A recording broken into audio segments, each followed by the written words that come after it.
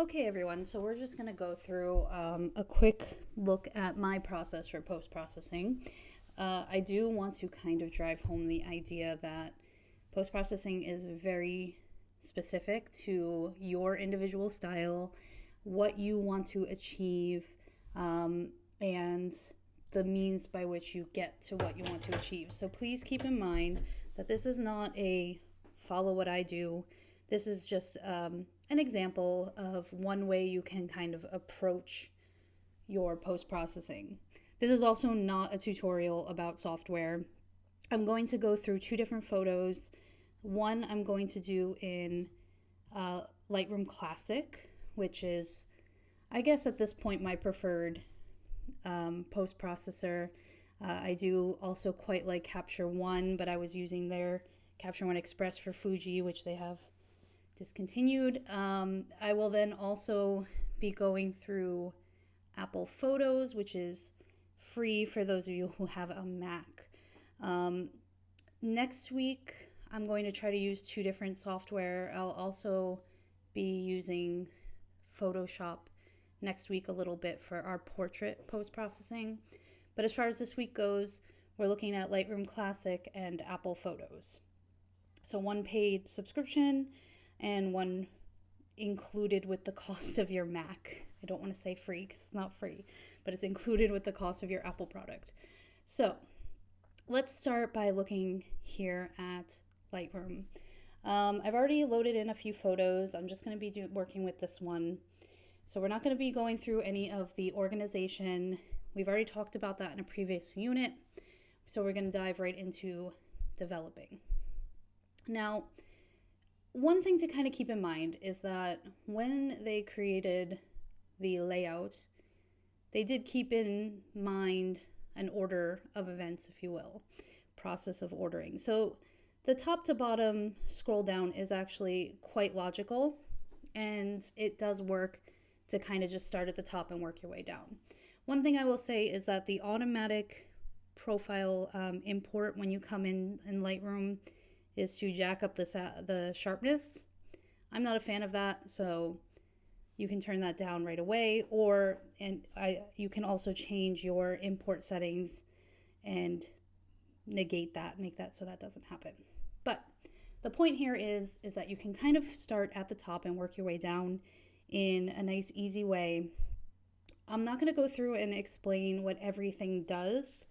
My biggest advice is to play with the sliders and kind of understand from visualizing. So just practicing, playing, and figuring it out. I will say if there's something specific that you want to do, you want to learn, you can ask in the Discord, ask in the comments here, ask on Reddit, but also honestly just Googling what you're trying to do will give you a insane plethora of information, lots of YouTube videos, and so forth. So the first thing I usually do is white balance.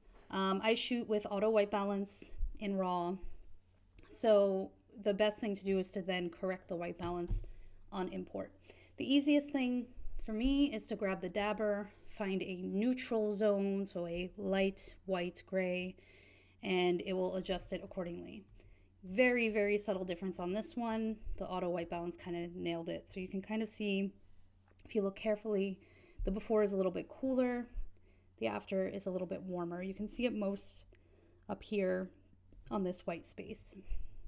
So after white balance, this is when you kind of can address your exposure and contrast with the sliders. I tend to use the tone curve more, but these are a great way to kind of just any direct exposure issues that you want to hit. Maybe it's you purposely underexposed, maybe you didn't purposefully underexpose, you can go ahead and adjust that.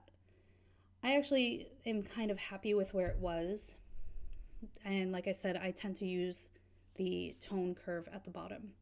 Same thing with contrast. If you want to add a little contrast, this is a perfectly reasonable way to do it.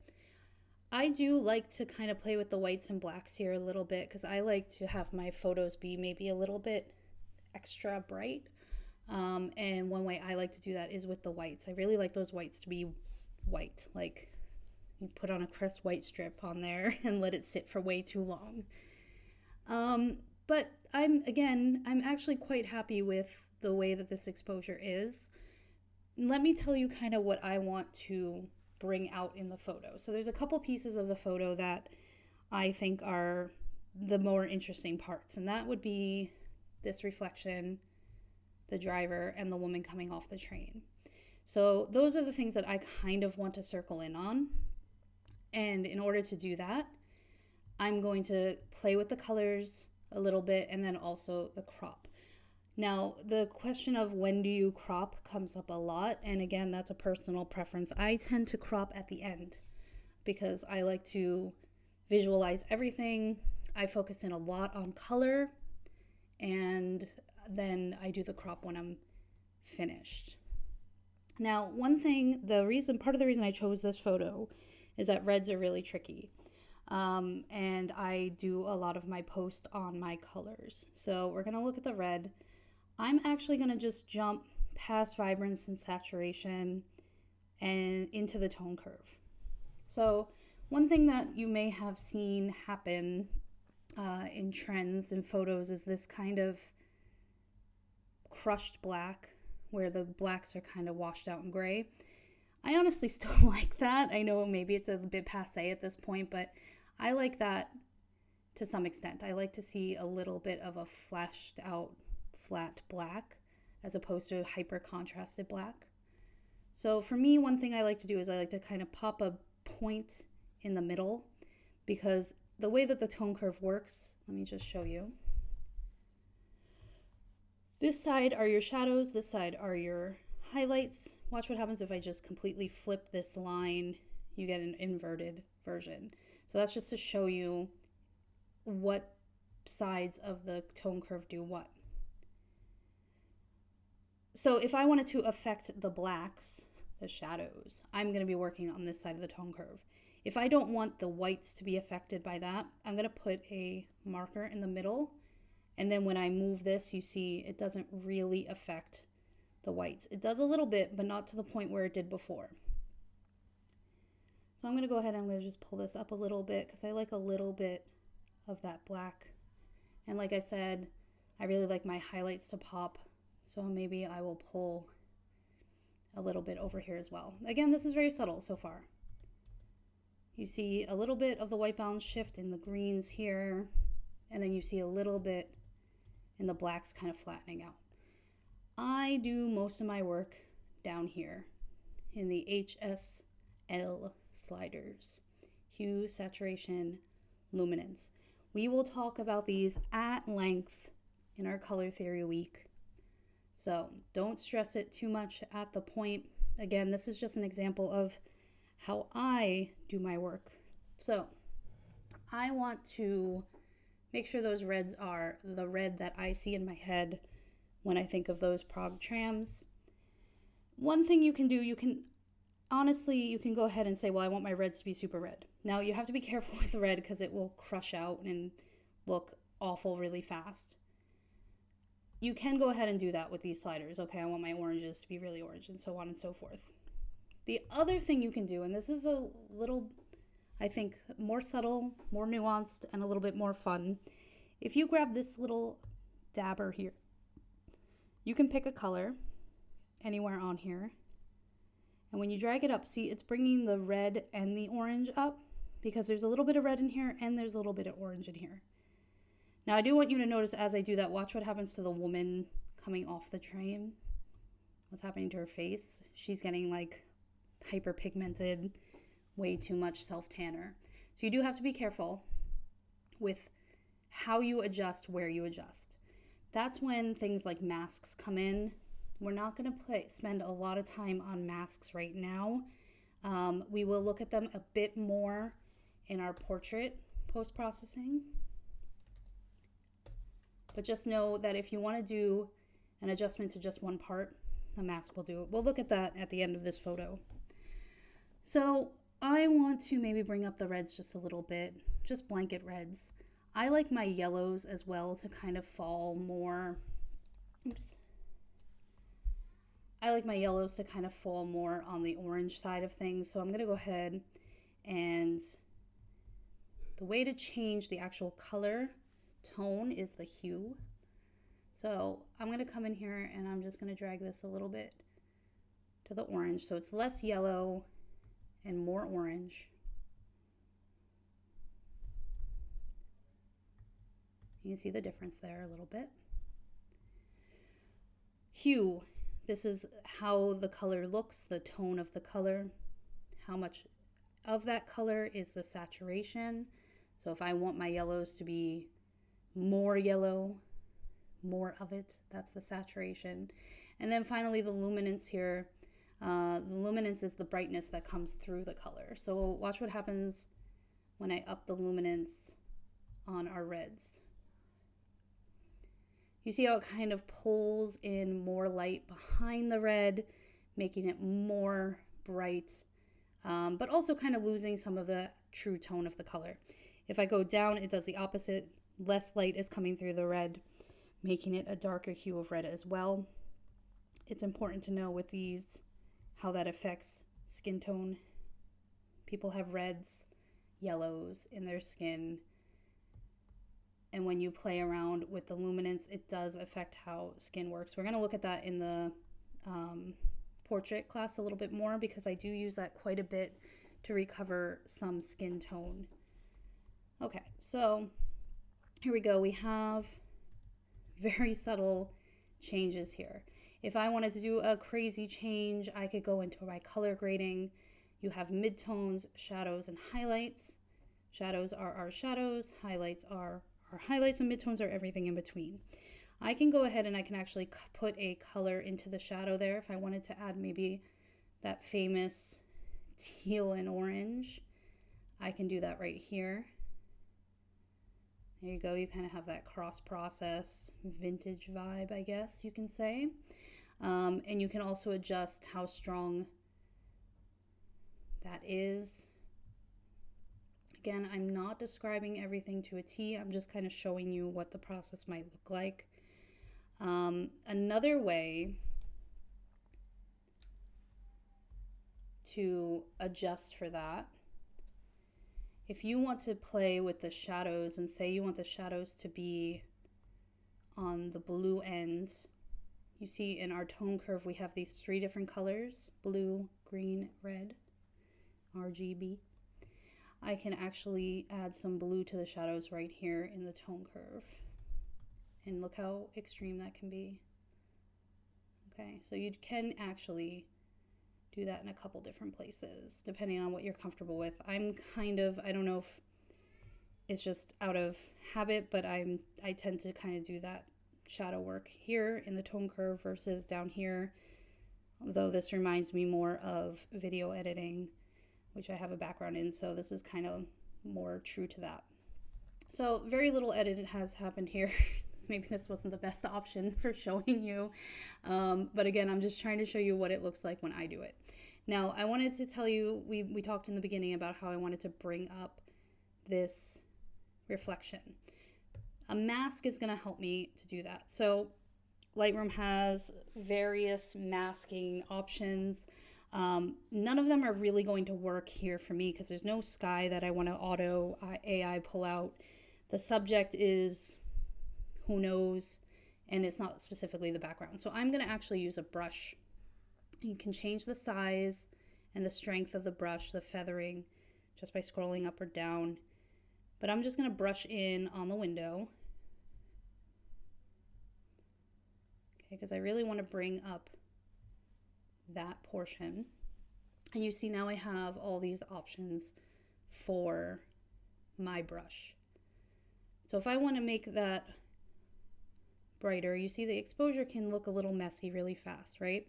So you do want to be careful what you are bringing up. I want to bring up the highlights. I want her to be a little bit crisper, and I want the shadows to still be there so there's still some contrast, but I can bring up everything just a little bit.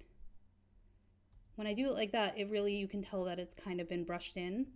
But if take your time with it and you're more careful about your brushing, that helps. I also don't love the color temperature right now. It's a little on the green side. So I'm going to shift the color temperature as well so it matches more with the rest of the picture. So again, it's a little messy on the side here. If I decided I wanted to take it out, I can.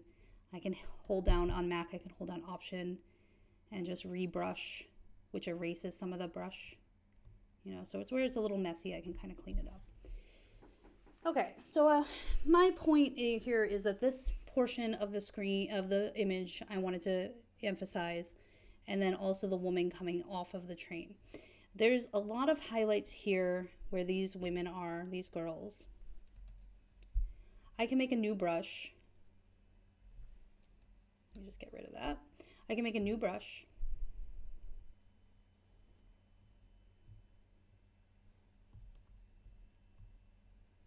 Brand new brush here.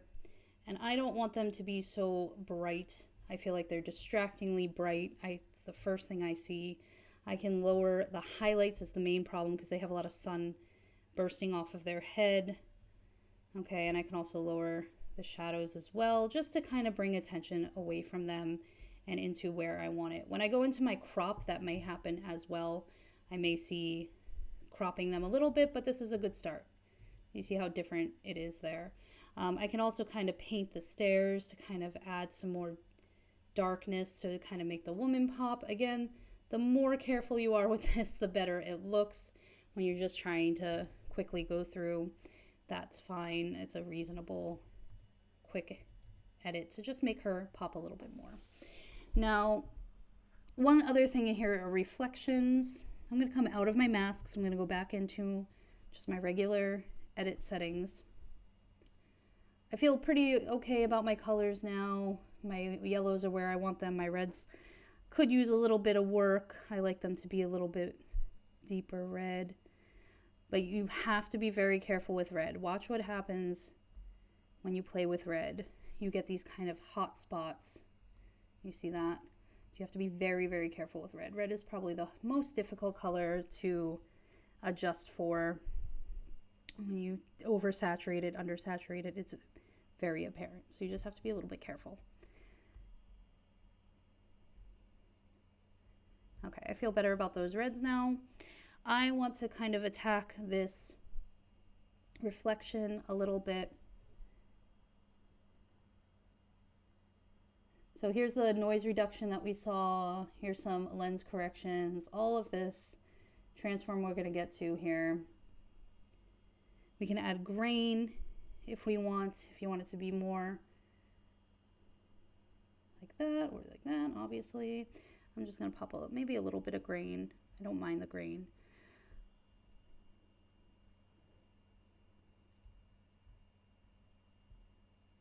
Okay. If we come back up to the top, we have texture, clarity, and dehaze. I want to just point out dehaze a little bit here. You see, as you do dehaze, what happens to the reflections, it kind of gets filled in a little bit. Just be very careful with this, but it can be a useful tool when you're trying to eliminate and bring out some more of that color away from a reflection. All right, so let's say I'm happy with my colors, I'm happy with the general brushing and all of that. That's when I go then to my transform. So this image was shot from a second floor, third floor in America apartment. So it's at an interesting angle. I can't really, watch what happens if I try to adjust for it. It gets all goofy. So you can't really level this or flatten or vertically level it or anything like that. I'm actually fine with the angle at which it's shot, but I might want to lose some of the extra stuff in it. I do love a good foreground element, but I feel like this window isn't doing anything for me. So I'm going to come out, and I also feel like the roof isn't really doing anything for me. So I'm going to crop in a little bit. I don't want to lose the lights of the tram. I don't want to lose any of the red. So I'm going to go through, and then maybe I'll adjust it a little bit, straighten it out just a little bit by eye, as opposed to using the angle or the transform. And there we go. Still have a little bit of that foreground, but it's not bothering me. I do think the overall, I want to bring more attention to the woman, the driver, and the other woman. I think that hit the spot there. I would clean it up a little bit more with my brushing, and maybe adjust the greens and yellows a little bit more. But that's it. That's a basic edit for how I feel happy. Then I'm going to go ahead and export it. You can go to File, Export, or you can do Command-Shift-E. And I can make a subfolder and just say class test, like that. I can decide if I want to rename it. I just have it set to my initials. And then I can decide how big I want it. If I'm going to be dropping it on my website, for example, I usually do it at 2048. Resolution 70 is fine. If I'm printing it, it's going to be a higher resolution and so forth. Export, there it goes. That's it. That's actually a pretty slow version of how I would run through something like that. But there we go, that's Lightroom. Let's say that I did all of this and I have like another set of images that I took at the same time and I want to kind of just drop the same settings on them. I can easily copy the settings. You get to choose what you're drawing. I'm not going to copy the masks, for example, because those are specific to the space. But I can go ahead and I can copy them and I can paste them. Another thing I can do is I can actually make a preset based on the settings that I just did. And then I can come back to it and use it again. So there we go. Those are the adjustments I made on a completely different image. Not so bad, actually, despite being very different. Okay, let's look at photos, a basic process in photos. So here's photos. Here's that image we just saw. This is Apple Photos. Once upon a time, I was a huge fan of Aperture, which was Apple's answer to Lightroom. Even got certified in it and all that fun stuff, but they discontinued it 1,000 years ago. So here we are, we have Apple Photos. It's actually incredibly impressive for the amount of stuff you get in there. It's very capable. Curves, levels, all these things, selective color, all these things that you would expect to have in there, you have. They do tend to use these more generic terms like light, color, and so on. You'll see that as well in things like Snapseed and the other one I use, Visco. There we go, on my phone, Visco. But when you come and you open up the options, you get all the real deal stuff. So it can be a very simple one for those who don't want to get too deep into it, but then it also can be more advanced for those who feel like they have a good handle on it or just want to play around and see what happens. So I have this picture. I feel like the sky is kind of boring. I feel like the colors are kind of flat. It was a flat white day out, which is great for portrait, but maybe not so great for landscape. So I'm going to go ahead and I'm just going to do a quick edit on this. Maybe just talk a little bit as I do it, but not as much as I did in the last one. So black point, there you go. That's the lifting the shadows, so forth, which I can do the same in my curves, but it's here as well. I feel like the exposure is fine. It's not too dark, it's not too light, it's actually pretty good. Okay, so I'm not really going to play with that. Maybe I'll bring the contrast up a little bit because it's such a flat image. My color, you'll notice saturation, vibrant, and cast. It's not as apparent, but here you go. Down here is where you can do the HSL sliders. So same thing, I can choose that red and adjust that red right there. So just like I was in Lightroom, same vernacular even, but there you go. Curves is the same thing. If I wanted to kind of do my flat shadows, I can do that. I can also, I didn't show you this in Lightroom, but there's something called an S curve, which as it sounds is like drawing an S. And that's a nice little trick to just make a hyper contrasted image there. So you can see the S curve. I'm trying to show you the original, but my trackpad is broken, so I can't hold down on it. But trust me, that is definitely more contrasted on there. White balance, I feel like the white balance is okay, but let's try it. Let's do a neutral gray, see what they do. Oh, fun. Okay. Maybe we want it a little warmer, maybe not, because it's a pretty wintry scene. It really doesn't want to adjust my white balance, so let's just ignore that for now, I guess. I can do auto white balance and let it do its thing. I don't like how gray it is. Let's add some saturation. That's so weird. Okay, guys, I'm gonna have to Let's go back into Lightroom for this one, I guess. I do want to just show you here. So you see, even in Apple Photos, you have the things that you have in Lightroom, just a little stripped down. Okay, let's go back to this image, I guess, over here. And actually, it might be fun to look at it in here because I have to reset it. Because the sky is so flat, so remember those masks and one of them was sky? It's going to pull that sky pretty easily. In Photoshop, that's even more intense. I can just pop in a new sky, but they actually, if you see here, so here's our mask. It pulled the sky out right away. I can go ahead and add some saturation to it. I can even shift the color if I wanted it to be like a fantasy, I guess, like orange sky, fantasy night. You have that option. Honestly, as long as you're not doing photojournalism, this is totally your game. You can do whatever you want. Feel no shame about dropping a different sky in there, especially if it's a sky that you took. By all means, go for it. Doesn't matter. All right, let's just go back and do a quick edit through. I'm not going to talk this time. Pretend I'm playing vaporwave music.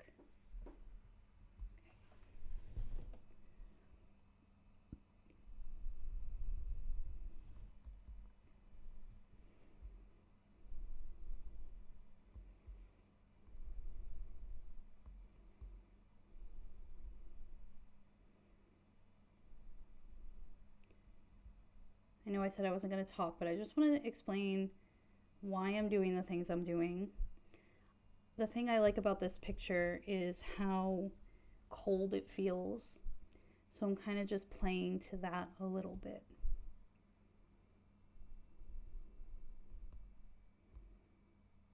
That said, I really like the yellows in these yellow lines that you cannot see. So I'm going to try to bring those up a little bit. And I do flip back and forth quite often, just so I can see myself, like what I've done in case I've gone too far. It's easier to see that when you flip back and forth, because definitely can go too far pretty easily.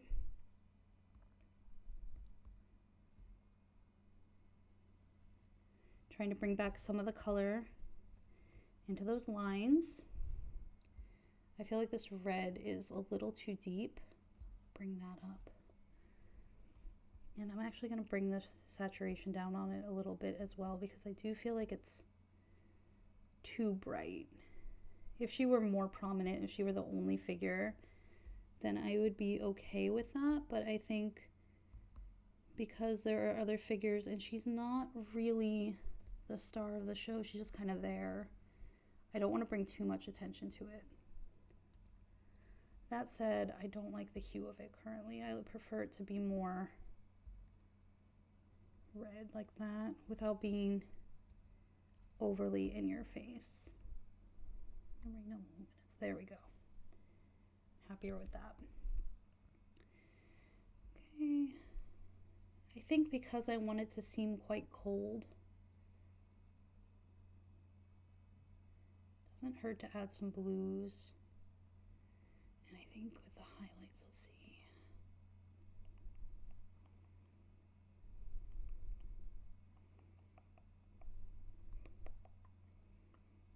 I don't usually listen to music or anything when I edit. I usually have on like a show I've seen 1,000 times.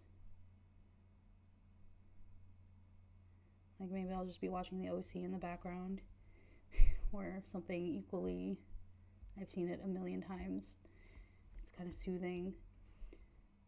So you guys have to listen to me go, because I don't have either of those things right now.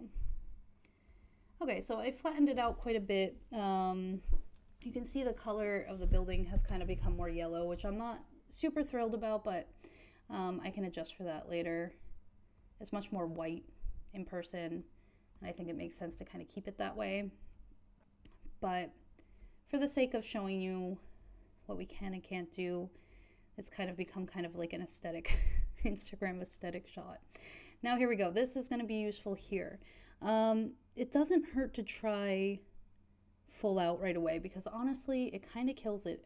It kind of does it every time. But if you have some strange angles, like for instance in this photo, it might not know what to do with it, and it might create some weird distortion. It does actually kind of work there, but that's not what it looks like in real life. So just keep that in mind, that it often works, but not always. All right. You can add a vignette. I think vignettes get a bad rap. I think they do a good job of bringing in your attention to where you need it to be, so long as you do it subtly. Like here you go, I've added a slight vignette.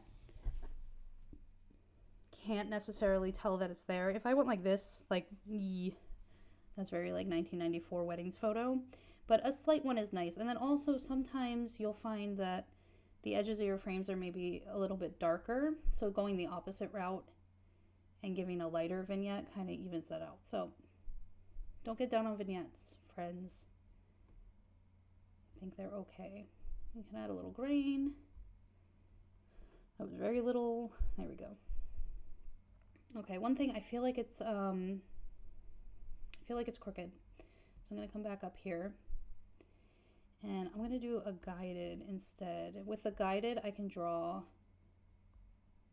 some lines to give it kind of an idea of where things should be. Not quite working with this one because of the angle. Doesn't quite work. Okay, so I'm gonna go back to full, but then, nope, didn't mean to do that. I'm gonna go back to full, and then I'm just gonna adjust for it with my eye manually. I trust my eye more than I trust stuff because I'm a boomer, I guess. Okay, that's slightly better. And you can test that and check it for real, but if you guys could see me right now, thank God you can't, because my head's at like a 45-degree angle trying to look at it, which is embarrassing. Okay, lovely. So let's go back here, and I just want to grab the sky again. See if we can get some life back into that, some color in. So it's not just white.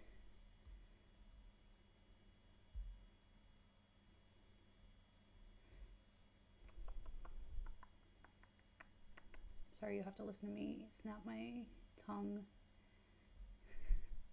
And you can even like drop a color like that nice and easily. I don't want it to like be a bright blue day because it wasn't, and that feels wrong. I can even slide over. You see how I pulled that? Oh no. Okay. So I can go ahead and just even pull my slider over and grab from here if I wanted to, which has its application sometimes when it might be useful. Actually, right now, it's not so bad. Look at that. I don't hate that. There you go. That's not how I would 100% finish it, but there you go. Just a quick overview of how that might work. And again, I can go ahead and export it.